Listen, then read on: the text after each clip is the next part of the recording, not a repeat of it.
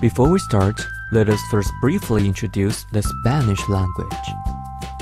The colored areas on the map represent where Spanish is mostly used.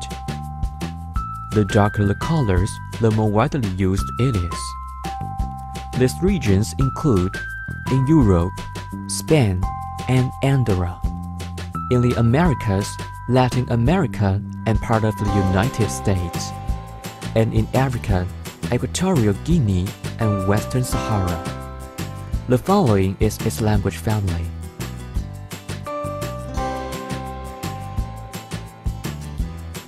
The subject we discuss here is the voiced fricative in the Spanish language. Here are the words relevant to this topic. On the left, in square bracket, are the Spanish words, and the words in quotes are the corresponding English meaning. Vino, divino, cabo, subterráneo, brotar, invierno, amigo. Uva, golpe, gato, hago, hígado, tengo, legar. Siglo, pueblo, ladrón, cabra. The question tells us that there are three pairs of allophones in complementary distribution. They are b and v, d and the, and g and g.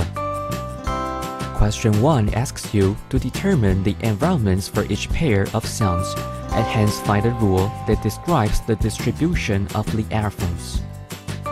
Question 2 asks you to describe the distribution of b, d, g, and v, the, g in the most general terms possible, and to assume that each pair of allophones follows the same pattern.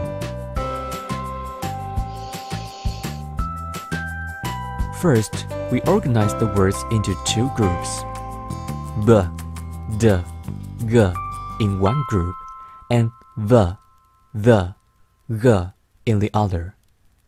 After checking, we find that the sounds b, d, g occur after a consonant or at the beginning of words. Meanwhile, the sounds v, the, g only occur after a vowel.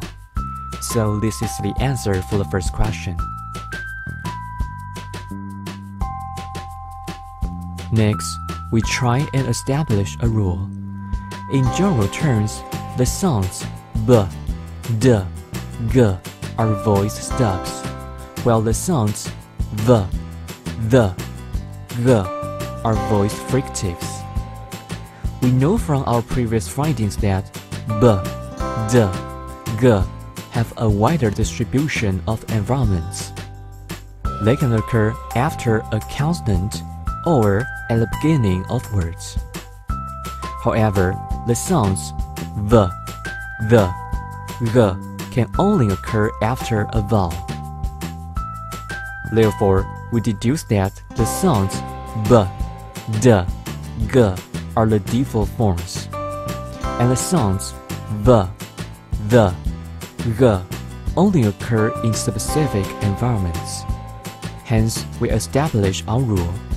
The voiced stops b, d, g become the voiced fricatives v, the, g when they occur after a vowel. So this is the answer for the second question.